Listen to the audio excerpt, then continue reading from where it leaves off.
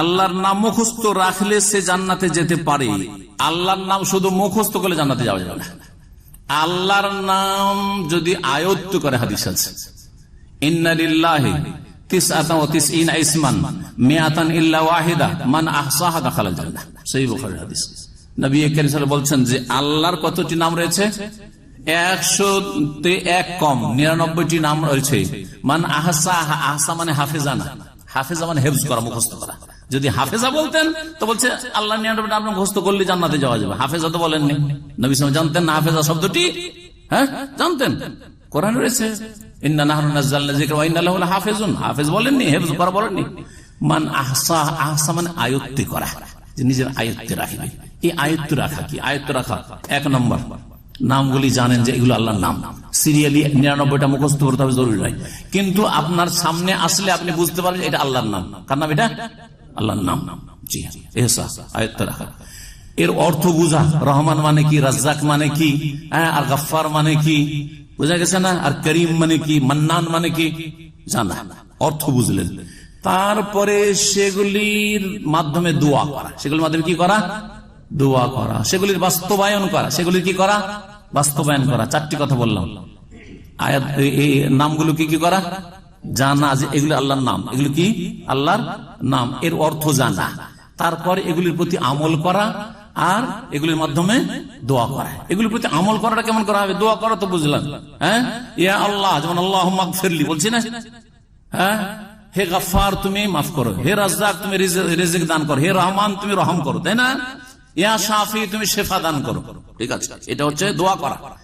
আমল করা, আমল করা, এই নামগুলির যে অর্থ রয়েছে সেই অর্থ অনুযায়ী আপনার জীবনটা গড়বেন। এটা হচ্ছে আমল করা, কাজে পরিণত করা। আল্লাহর নাম হচ্ছে বসির। আল্লাহর নাম কি? বসির মানে কি?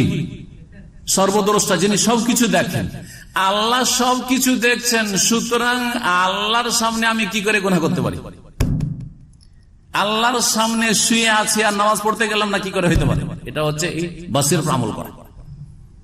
আল্লাহ যেন আমাকে খারাপ অবস্থায় না দেখে। ফজরের নামাজের সময় সূর্য উঠে গেল, আল্লাহ দেখলেন আমি শুয়ে থেকে গেলাম, এটা যেন না হয়। আলিম, আলিম মানে কি? যিনি সবকিছু জানেন। আল্লাহ সবকিছু জানছেন, সুতরাং বাথরুমে ঢুকিয়ে হস্তমৈথুন কি করে করতে পারে? আল্লাহ তো দেখে দিলেন। হ্যাঁ, জেনার কাছে কি করে গেলাম, কি করে চুরি করলাম, কি করে আমি বেঈমানি করলাম, কি করে আমি এখানে টাকা পয়সা নিয়ে কারো উধাও হয়ে গেলাম হক মেরে, আল্লাহ তো জেনে গেলেন, আল্লাহ তো দেখে নিলেন। জি, বোঝা গেছে কিনা? কাদির, কাদির মানে কি? সর্বশক্তিমান। আল্লাহর ক্ষমতার বাইরে আমরা যেতে পারবো? পারবো না। তাহলে আমি বা আপনি কেউ এখান থেকে টাকা পয়সা মেরে দেশে উধাও হয়ে চলে যাচ্ছেন, আপনি কাদিরের উপর আমল করলেন না।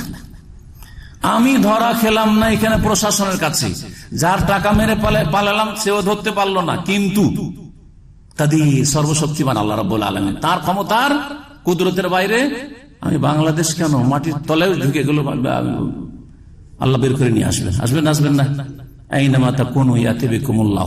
যেখানেই থাকো না কেন আল্লাহ তোমাদের সকলকে হাজির করবে সেই দিনে। এগুলো হচ্ছে কি করা? আমল করা। এর মাধ্যমে জিন্দগি সুন্দর হবে। তাহলে এই 4টি কথা মনে রাখবেন। কে বলতে পারেন আল্লাহর নামগুলি সম্পর্কে যদি এই 4টি কাজ করেন তো জান্নাত পাওয়া যাবে? পাওয়া যাবে না? যাবে না? হ্যাঁ, জানা যে এগুলি আল্লাহর নাম, ওকে ফাল থাকা, মুখস্থ সিরিয়ালি থাকার না থাকা। হয়তো 99টা জুড়তে পারবে না, কিন্তু আপনার সামনে আসলে এটা আলিম আল্লাহর নাম, কাদির আল্লাহর নাম, জি, রাকিব আল্লাহর নাম, জানছেন? জি, অর্থ বুঝা, রাকিব মানে বুঝতে হবে, নাহলে কেমন করে আপনার উপর তাসির হবে। বাসির মানে বুঝেন না তো আপনি তো আল্লাহর সামনে পাপ করতে থাকবেন। হ্যাঁ, জি, আমল করা, এগুলো হচ্ছে আমল করা যেটা বললাম। তারপর দোয়া করা, ইয়া আলিম, হে সর্বজ্ঞ তুমি সবকিছু জানছো আল্লাহ, আমার কি অবস্থা, আমার বাড়িতে খাবার নাই, আমার চাকরি নেই, আলিম বলে আল্লাহর কাছে চাইছেন ইত্যাদি। শুধু মুখস্থ করলে জান্নাত পাওয়া যাবে, এটি জাল কথা, ভুল কথা।